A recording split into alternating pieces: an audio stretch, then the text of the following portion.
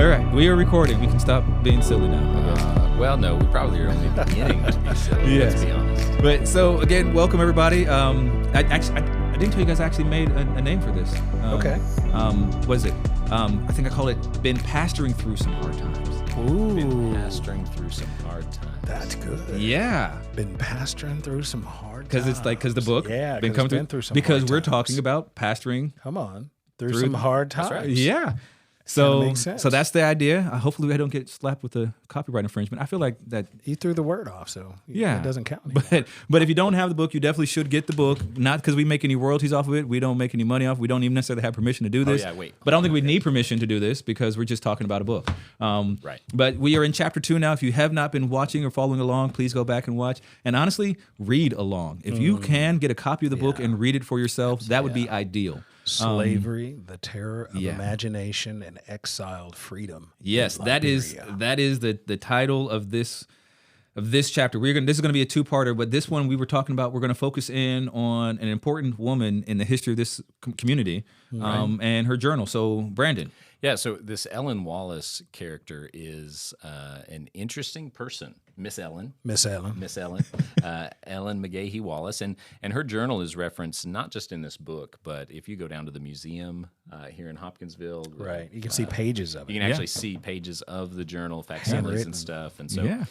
so it's a valuable historical document, right? In that it gives us the perspective of one person on the issue that's being addressed, because so much of her journal really ends up dealing with the Civil War and slavery, the relationship of white people and black people.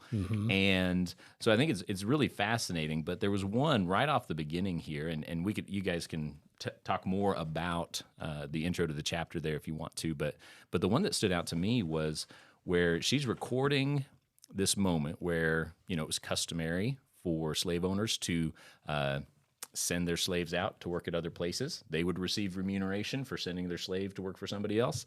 And she talked about this slave, Lewis, who was sent out to work at an ironworks, died as a result. And you get this journal entry where she's saying, hey, we got news today that Lewis died. And what she said just really struck me. She said, we have the pleasing hope that he rests in peace with God, and that sounds like a great sentiment, except she follows it up with, oh, masters and mistresses, what a fearful responsibility rests upon you, how much we need the strength and guidance of the Almighty God. She goes on to say, Lewis didn't want to go. Yeah. Right. We literally had to force him to go, but what a great example his death is, and a reminder of how hard it is to own slaves. Yeah. In addition to that, it said he met his faith like a hero and a Christian. What a good black man he was. Yeah. And I think when you understand that mindset of the white man's burden, and you look at that and you can say, wait a second, how in the world does this accord with the gospel of grace? And how does this accord with the gospel of peace? And how does this accord with a gospel that gives dignity to every image bearer? Yeah. And it's really difficult to read that and not come away saying, wow, Yeah. we might have missed something. We are, You think? We might have missed something. in this chapter, we're going to go and we're going to talk in great detail yeah. about Miss Ellen. And I don't know why I want to call her Miss You Ellen. ever since we first picked up this book months ago, you're like, Miss Ellen. It's like, Well, she was a real person. Yeah. Yes. And as you read her diaries, her diary, we are reading her thoughts. Yeah. We are reading her feelings, her way of seeing the world, her worldview. And so to me, and we'll get into a lot of examples of what all this means and how she felt and what she saw and whatnot, but there's got to be some cognitive dissonance between her Christian faith and how she saw slaves. I disagree. Okay. I disagree. Well, hold on. Okay, go ahead. Yeah. Okay, because in my mind, and that's fine. Yeah. In my mind, it's like, okay, in her Christian faith, she knew these were humans, but they were less than human. To send someone out and have almost little disregard for who Lewis left behind. Was Lewis a dad? Was Lewis married? What are his children thinking? Things like that, with the compassion that it seems that she showed on the surface, there's also a level of emotional disconnect that generally you would have for a grieving friend that is obviously absent. Even though she knew a great deal about Lewis, there was this wall that existed that she did not go, she did not cross, and her mind did not allow her, nor her emotions allow her to go to there. And so it's obvious that she has a lot of Christian, thoughts. She probably read the Bible. She's praying a lot. We see that she gives praise to God, all of these kind of things. So in addition to looking at her life, we're going to look at this all through the perspective that this was presumably a Christian woman in Christian County. And we're just going to assume here, I don't think we have a lot of evidence that she probably attended church, and which meant she also had a pastor in Christian County. And as pastors in Christian County, if this was one of our congregants, how do you disciple somebody through all this? Yeah. And that's why I disagree, because I say that she was most likely, based off what we have in history and her own recordings, a very good Christian. She was this, and that's what she's saying, and even in her journal entry, like, this is important for us to be good Christians as slave owners. Like, there was a huge train of thought that said that to be a good white Christian person is to be a slave owner, a good slave owner, not just a good slave, but also a slave. Like, there's this level that says that owning slaves.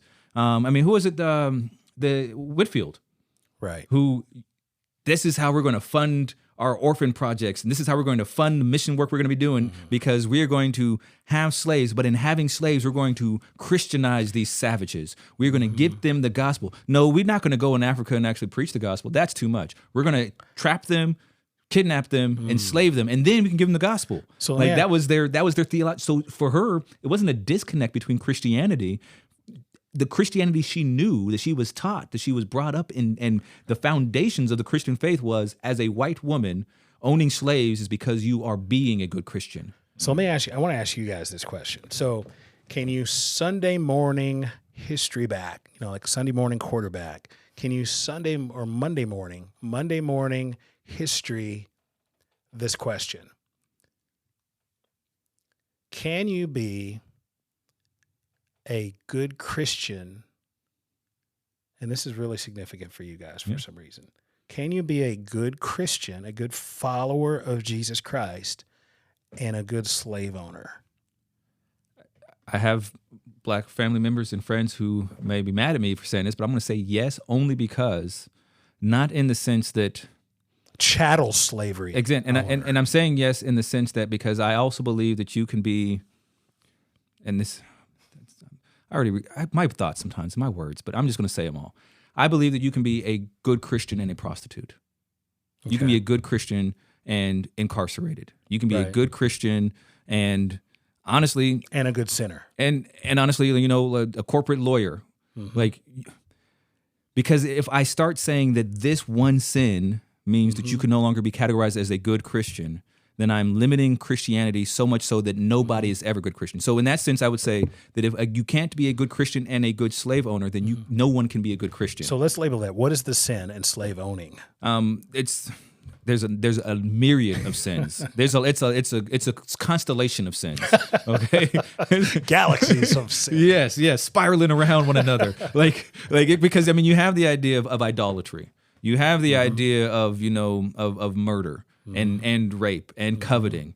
You have this idea of essentially taking God's name in vain. You have this idea of not honoring the idea of the workflow as God defines it. There are so many levels and layers of sin. Not loving your neighbor. That's what I was going to say. We go to Jesus, and Jesus kind of nails this down when he says, "Do unto others as you would have them do unto you." Well, I was going to break it down Levitically. I'm like we can break this down. Like, there's a lot of we can go to there's a lot of laws. We can go to Jesus too. We can go to Jesus, and it's very clear. And I don't think Wallace or any of her contemporaries would say, "This is how I want to be treated. I want to be sent to the forge so I can die doing a job I don't want to do to enrich people that own me." Yeah. And so, just from Jesus' standpoint, no.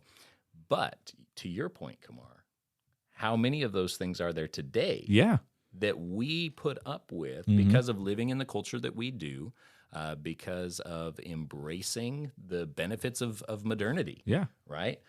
Everybody who wears cheap clothing is benefiting from the exploitation of a population somewhere. Well, Right. literally, what we're doing Bangladesh right or now, somewhere else. this was made with slavery. Ah, But it's the truth. Child slavery around the world is what gets us the precious minerals that allows us to have this technology we enjoy.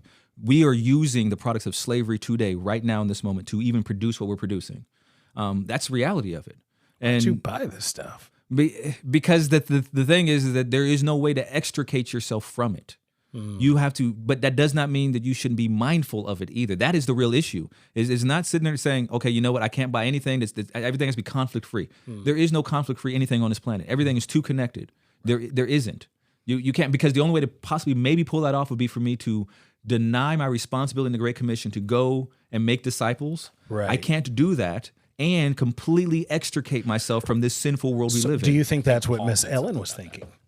I don't know. She didn't write about that. Because this was her world. Everything was woven in. Slavery was such a part of life. It was their economy. It was their world. It was their reality.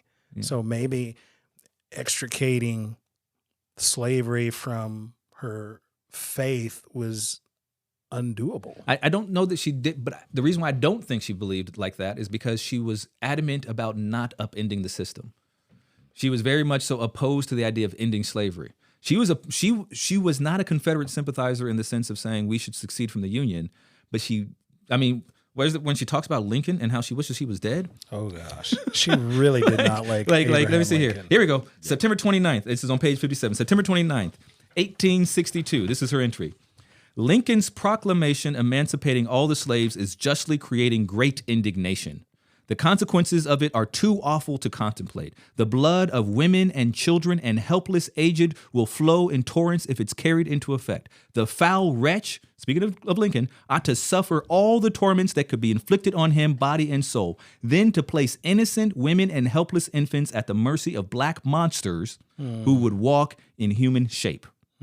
So no, I don't think she didn't like him very much, did she? She was not a big fan. She called us monsters, Richard. Oh yeah, I forgot about that. Boogity boogity. She didn't like Lincoln, and she didn't like you. Wow. Yeah. Wow. Let's think that up for a second. Okay, so ponder with me, if you will. You are a black monster in the eyes of Christian County, every woman. That's Yeah. How do you walk down the street? How do you work? How do you live your life knowing? how do you become human if you were considered, look at this, a black monster who would walk in human shape? Yeah. And, one generation removed from this thought, does that fix anything?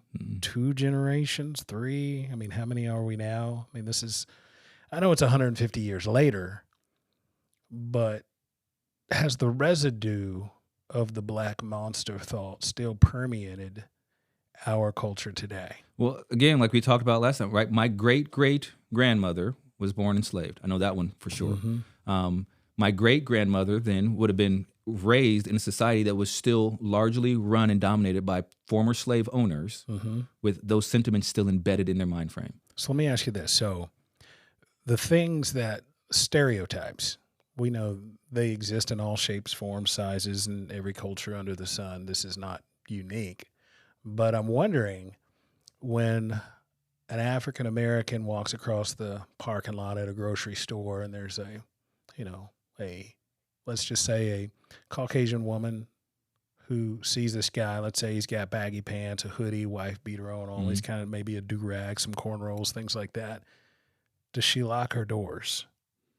And if she does lock her doors, is there a stereotypical mindset that has predated her, that's been passed down, maybe even through news media, maybe through, stories that parents told of the black monster who walks in human shape? Well, I would say sometimes the people in this situation will say, in my defense, even if you were white, I would have done that.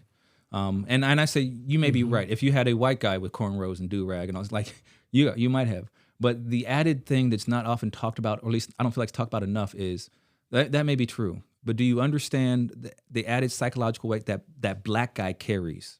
That he already carries this weight of thinking they might still view me as a monster. And when you do that, you now affirmed his suspicions, even if you don't really, even if your thing is, no, I think of everybody who looks like that, not skin color, but just dress. But he has this extra weight that the white guy might not carry. And now he might feel like, you know what, since you call me a monster, I'll show you what kind of monster I am. And on the other side, there is historical evidence that the thought in our community was that the black monster would walk around in human shape. Yeah. So it's not outside the ballpark to think that even a minuscule remnant of that might still exist. Yeah.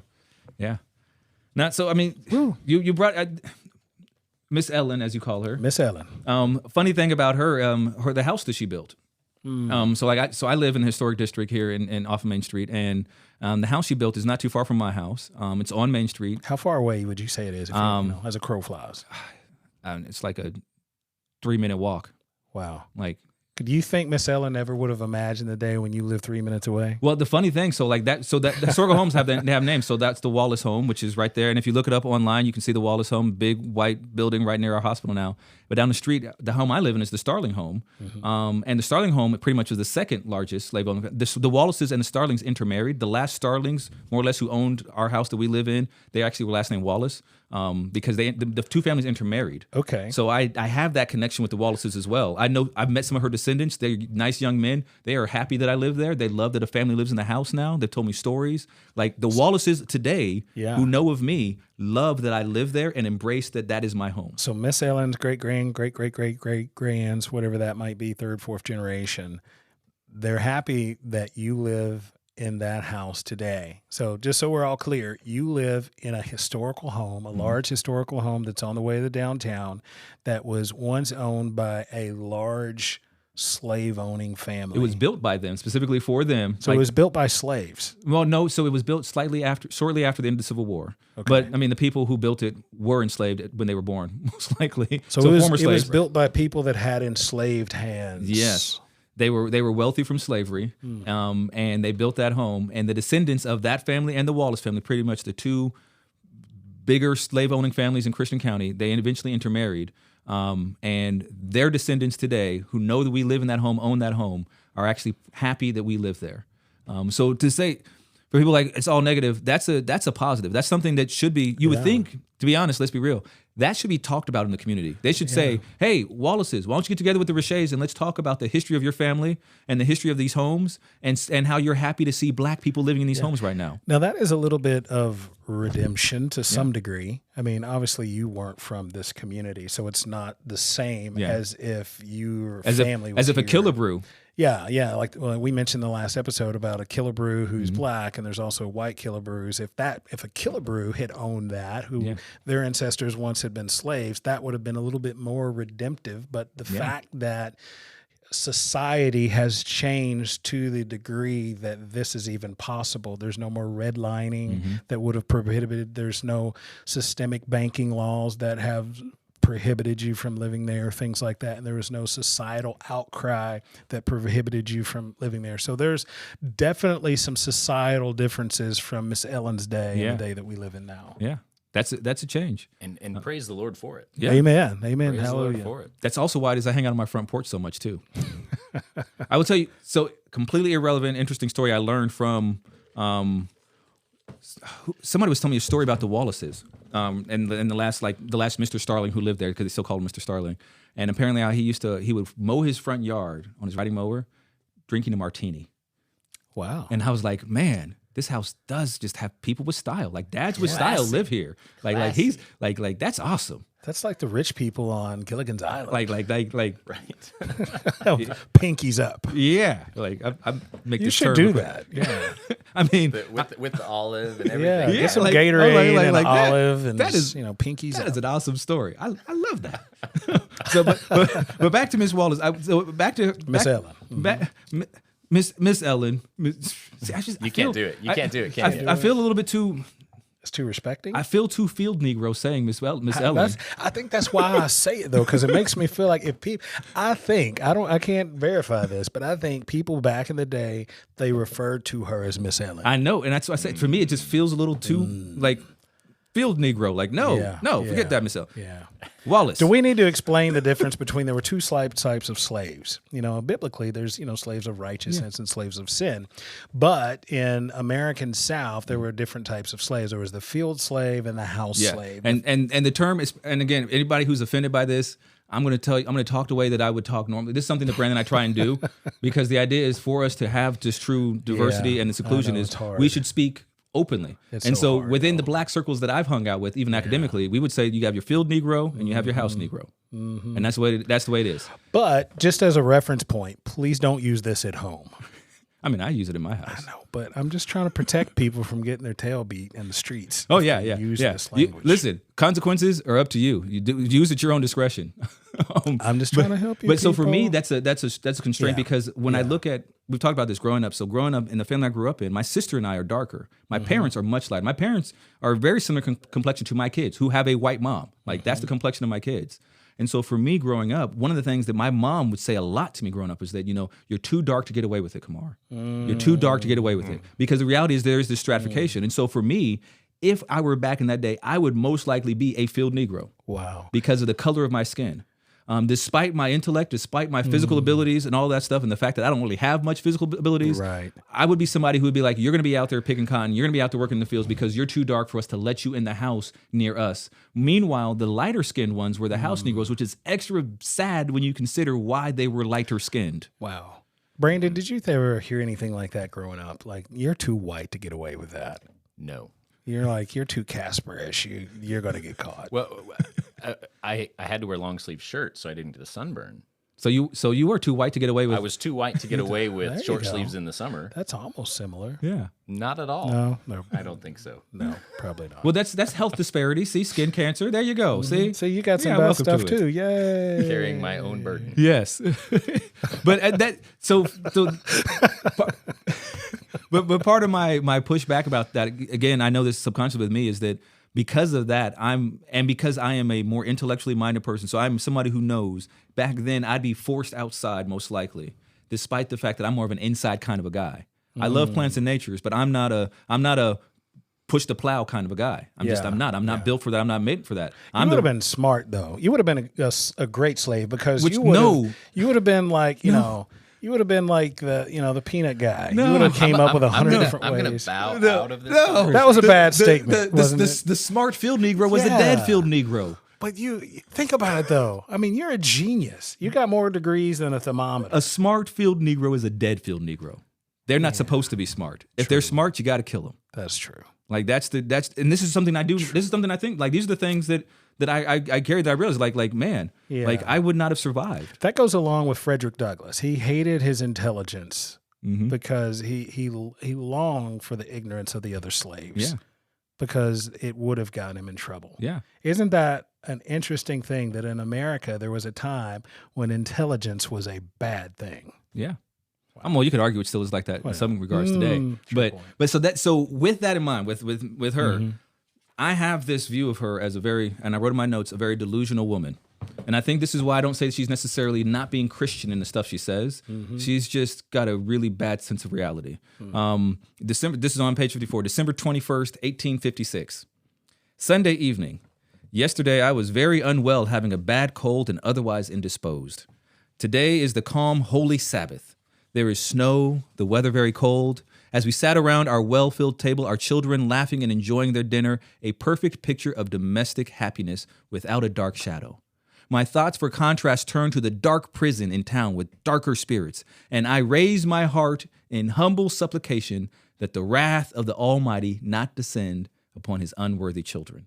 Now, we're going to talk more about this probably in the next episode, but she's talking about the idea that there's a possibility of a slave uprising, but we caught the villains. Yeah. And I'm sitting here in my nice warm home, and I'm so happy to know that Almighty God is going to keep us innocent people safe from those villainous fools who want to bring it into slavery. Because he is for us. Yes. And not against us. Yeah. Wow. Well, and you had alluded to this, about this idea of how do you pastor? Yeah. Right. This. How do you pastor this viewpoint? And I had brought up the point, forgetting that quote right there. I had brought up the point, it's possible that in her mind there was not possible. It's likely that in her mind, there's a difference between the kind of child of God that she is as a white woman and the kind of child of God that this black slave would be. Yeah. And here she confirms it. Yeah. Right? These are his unworthy children. Unworthy. So there's you guys can probably speak to this, theologically more intelligent than I can, but there's this theory that, God must hate those who are unfortunate in this world, and he has blessed those, kind of like a prosperity gospel, yeah. He loves those that he has prospered, and he has cursed those who are lowly in this world. Does that seem a little bit of what she's taken here? That's where it came from. Essentially, prosperity gospel today is just the inheritor of the slave theology that we had here in America. Wow. This idea, that's how they said, if you were equal to us when God made you, then you would not be able to be so easily enslaved by us. But this power dynamic is proof of our superiority in God's created image, so therefore we are supposed to exercise this. So let me push the ball a little further. Would it be safe to argue that racism is a side effect of that prosperity gospel, so to speak? Partly. I've read some people lately who talked about racism. I think, or what a supremacy. Maybe that's a better one. Yeah. So a lot of people point to it and say it's greed more than anything else. Gotcha. They were so greedy to make money hand over fist, they were willing to be racist to do it. And after a couple of generations of that, the racism became so embedded that now their grandchildren are like, we are racist, and it gets us good stuff. But the ones who started the system, the beginning of chattel slavery and race-based slavery in America, which was a brand new invention, we invented that. Yay for us. Yay. Like before that, there was no race-based slavery. There was no, your kids inherited like that. It was just an economic system, and they said, we want even more. For the sake of greed, we're going to do a new kind of slavery, and it's going to be based off of race. And so they rewrote the idea of slavery to be racist for the sake of greed. That was the original idea. And then when it got along, it was no longer because of greed. It was, for honor, for integrity, for the sake of society, for culture, for all these other things. But the origination was greed. Wow. So go ahead. Sorry. Go ahead. I was just gonna clarify. So I think that something like the 1619 Project is trying to get at that. And I do think it's important, though, just for historical accuracy, to say that's not just America. That's not the United States of America, but that is the New World. Yeah. That's the European colonizing mindset that produces this, and the race that was taking place among the European nations to kind of latch hold and get their footholds in the New World. The greed that was driving that's what's driving this approach to slavery. Yeah. Which then, and this is something I think pastorally we all have to be mindful of, is the purpose of the gospel is not to baptize the ideas in vogue in the country we live in. Right. Yeah. The purpose of the gospel is to be a kingdom that looks nothing like the kingdoms of this world. Right. And so the goal is not to say America's the worst nation ever, nor is the goal to say that it is the second coming in itself. The goal is simply to say, because I am allied to Christ, because I have allegiance to Christ above any other allegiance I would hold, Right. I'm going to speak to my country. Yeah. But I'm also going to speak to this system based on this idea of but what's the fruit of that? Where did it come from? It came from, I think, the greed. Yeah. Right. And I think the greed that's not an American greed. It's It's a human greed. It's a human It greed. is. I think as a human condition, fallen status of a human condition, I think we would all agree that what you said is true. But now I'm wondering, what was the state of the church that Miss Ellen went to? That I know it's hard to, we can't really say this. Do they say which one? Because I know it's a known fact. I just don't know if it's stated in here. I can't remember. But I don't recall coming across it in here. Imagine that this is the average church member. Yeah. Right. She might have even been one of the more loving, less hardcore ones. She could be the example of a moderate.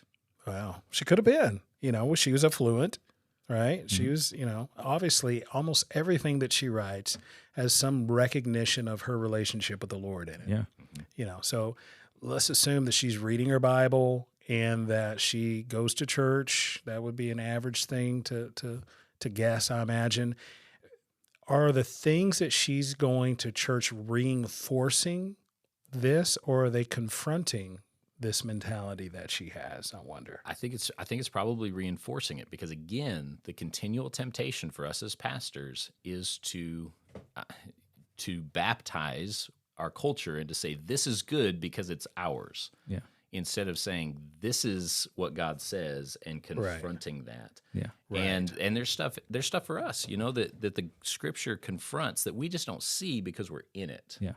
Kamarr, you and I have talked about David Foster Wallace's "This Is Water." Yeah. That whole mindset of it's so hard to see what you're swimming in every day. It's so hard to see the air you breathe. Yeah. And if you can see it, that's a problem in and of itself. But you know what I'm saying? Like, but when it comes to these issues, our temptation as pastors is going to be defending our culture rather than pointing to the gospel, pointing to Jesus, and saying, how does Jesus confront my culture and challenge my assumptions? Wow. Now that there could be a whole show just on how do pastors even get to that point. Well, that's what we're doing. So back again to how it is we started hanging out like we do is because, Richard, that was like the thing that you're saying. Like, one of the ways to do that is we have to have continual, intentional, engaged interaction with people who aren't like us. Right. And it needs to happen with us at a pastoral level so we can then try and lead that and teach that at a congregational level. Because that's something that there are voices out there. Like something, again, Brandon, we've talked about this, and I've been doing this more. I've been listening to and reading scholarship, theological scholarship that does not agree with me when it comes to LGBTQ issues. And I've been doing that because I say the only way I'm going to ever know if I'm wrong is if I listen to them and let them tell me why I'm wrong. That doesn't mean I have to agree with them saying I'm wrong. Right. But Miss Wallace here, the guy she sent off to die, he said, "You're wrong, lady. Right. I need to stay here." She didn't listen to him. She heard him and didn't listen to him. Right. If she had sat there and said, "I'm going to listen to my slaves," history shows there was a path forward. There were slave owners who were indeed slave owners who had a different approach to it, where it was to a degree where, like, okay, yes, they still own these people. That is still messed up and wrong and bad. But then you get to find out that their entire relationship was almost one of, yeah, I technically own you because this is the world we live in, and that's the paper I sign. But in reality, as long as none of these other white folks are around, we're equals. Right. Now, when they show up, we got to put on the show so we can all stay alive and keep eating. But when they leave, we know what really is going on here. Yeah. And that did happen. There were places like that. There were very, very few and far between, but they existed. Right. And I think that existed because those were people who said, "I'm going to listen to you." What? You mean you don't like getting whipped? What? Why not? I thought that got you to increase in your godliness. Like, what do you mean? You don't like when I take your kid away when they're 2 years old so you can go work harder? What? Yeah. Why not? Exactly. I thought your people didn't care about your children. Like, conversations, real listening conversations to people who don't agree with you. Yeah. You know what's interesting is as pastors, it would have been, I'm thinking just from the average pastor in this community at this time that may have had a Miss Ellen or many Miss Ellens in it, it would have been counterproductive in a lot of different ways to go against the current, to be able to proclaim that is your brother. Yeah. The one that you're buying and selling and trading, that's not property. Yeah. Which that was a common thought. Mm-hmm. This is property. You own them and you own their progeny. You own their children, their children's children, and so forth forever. It wouldn't have been good church politics to go against the grain. Yeah. I mean, a pastor would have risked his livelihood. He could have been, fired, sent off, depends on their government and how it worked. But it was not something that was probably regularly done. He would have risked his life. To that point, so we talked about the Black Monster quote earlier. On page 50, the quote from her journal is she talks about this slave insurrection, that she's worried about. And she says, "These poor creatures have no doubt been instigated to such dreadful intentions by fiends in the shape of white men." Mm-hmm. So she viewed any white man who would advocate for freedom as a fiend, not as a white man. That's right. Yeah. So like a John Brown kind of guy. My favorite white guy from that time. I'm telling you, John Brown's awesome. So and he died. And his sons died. Right. But if her pastor, this is to Richard's point, Yeah. if her pastor had stood up and said, these are your brothers, these are your sisters, she would have said, and you're a fiend. And she probably would have gotten walked out Yeah. if they didn't chase him off. Yeah. Right. Yeah. Or Killed him. That was because, like you said, and so there is that reality. And so when we talk about pastoring, even something that we've been talking around, how do we pastor in this community now in this? I think sometimes the impatience with people who are outside the church, or even people in younger generations, there's this impatience that says, and I know I say stuff like this sometimes too, like just blow it all up, burn it all down. I mean, and I say these things. Probably not the most pastoral. And I say these things, but something I think you guys have both come to see with me experientially is how I actually live. Is one that I recognize that some things you're going to have to just find a way to pastor through, and not destroy. And so even in our community, there's this idea of incremental changes, because sometimes you're like, you know what, we can treat them like equals amongst ourselves, and begin to have those conversations, and in maybe 30 years we can get them freed, or we can pick up guns and start a revolution. Right. And the sad thing about the Civil War is that it went that direction because the other stuff wasn't happening. And I do believe that's on us as pastors. And I say us because even though we're not pastoring back then, those are our brothers. Yeah. And so because of that, that's my family. We as pastors, our family failed. And because of that, this other thing had to happen. But I also say us because, again, talking about my family history, slave owners are in my blood. I am their descendant too. Mm-hmm. Their sin is also a sin of my ancestors. And so I think there's that other conflict and tension in it that is worth talking about, and just acknowledging that it's not just, well, I didn't do that. No, but my ancestors did. Mm-hmm. And they're my family. And I need to own that. Yeah. I mean, there's biblical precedent that we need to have lament. What? Hey, I love that book. I know you love that word. You love that book. But there's a real place in that. And I think we don't do justice to the past. And I think in order to get through the past, you got to go through the past. You've got to deal with it. You can't ignore it. You can't pull a sheet over it. You've got to look at it face for what it is, and it's got to be grieved. It's no different than if there was a marriage that dissolved. There's a grieving process and a time where you can't just pick up your pants and just keep trucking along. You've got to stop, reflect. How did we get ourselves here? How do we prevent ourselves from going here again? And what's unfortunate as a nation, I don't think we have adequately done that. And I think when we're looking at what happened here in Christian County, what happened in Hopkinsville, I know we haven't had that time of reflection, a time of lamenting. There were some, and we're going to get into this in the chapters to come, there were some super sad things. I mean, slavery in itself was sad. Civil War in itself was sad.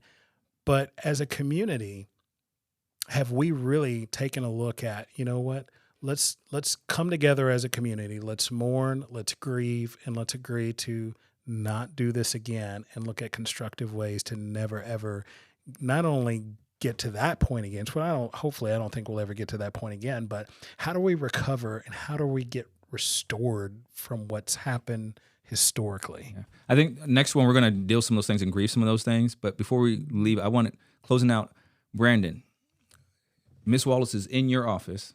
Mm-hmm. You're her pastor. And she's saying, I want you to tell me true, Pastor. This slavery thing, they're talking about coming, the war is coming close. It looks like they're going to end. I want you to tell me, like, am I wrong? Like, if you had her, what would be your pastoral counsel to Miss Wallace if she were actually going to listen, not call you a fiend, but she would actually listen to you? What would you pastorally say to her? Oh, I think you have to start with at the beginning, right? In the beginning, God created the heavens and the earth. You go back that far because to treat a fellow image bearer the way she treated Lewis, or to treat a fellow image bearer the way I might treat, an employee at a shop who's taken too long and I decide to yell at him. So I'm not saying this is just her problem. This is my problem too. But we have to go back to the beginning. We have to get set in our minds, this person bears the image of the God who created the heavens and the earth. But he didn't just create the heavens and the earth. He's also the God who sent his son to die for us. And I think that model of Christ, looking at the sin, looking at the brokenness, you talked about how every generation, there's this connection. It's impossible to say she's not a good Christian because of her views on slavery, because every generation has had that issue that the church has missed. God knew all that. He saw it. Wasn't a blind spot to him. It wasn't air to him. He saw it, and he was still willing to send Jesus. And so, Miss Wallace, you have to understand they are as much in the image of God as you are. Not only that, the call of God is not to recognize that, it's to die for that. It's to put your life on the line, to put your comfort and your security off the table, and to put their dignity on the table. And so whatever it costs socially, whatever it costs within your church, whatever it costs politically, upholding the dignity of a fellow image bearer has to take precedent, because that's what God is pointing us to. He thought we were worth enough to send his son for, right? And now the son has sent us for these others. And that then takes it from a hypothetical, these people are, she said they're unworthy children, right? Okay, they're children of God, but they're somehow lower than me. And in her, if I was to challenge her and challenge my thinking in that, it would be to say, but they're not. They're not. They're unworthy, but we're unworthy. Right? What's called for is this response, not just to understand they're children of God, but to understand what that means for my engagement with them, an engagement like Christ, a willingness to die. And frankly, that's, as we're talking about this, one of my fears, just being transparent here, one of my fears is we're dealing with stuff I don't know the answers to. Like I am. I'm the stuffing in the Oreo sandwich here, right? Oreos taste so good. You said that, not me, by the way, just so we're clear. I did. And yet I don't know the answer. I don't know how to necessarily drive it all forward. And getting to that point of saying, well, we just should probably talk about it. Let's acknowledge this is not right. We don't gain anything by ignoring it. Going back to the last chapter, we don't gain anything by ignoring it or pretending it didn't happen. We don't gain anything by saying it's not still affecting us. We've got to start with that conversation and say, even though I may not know the answer, let's start talking about it. Yeah, that's right. That's good. Well, hey, we are going to continue talking about chapter 2 in the next episode. But thank you, Brandon, for that. And we don't have answers. But we have some answers. We just don't have all the answers. We don't have all the answers. No, I mean, Jesus is the answer. Amen. But again, great book. We are just trying to talk about how we pastor.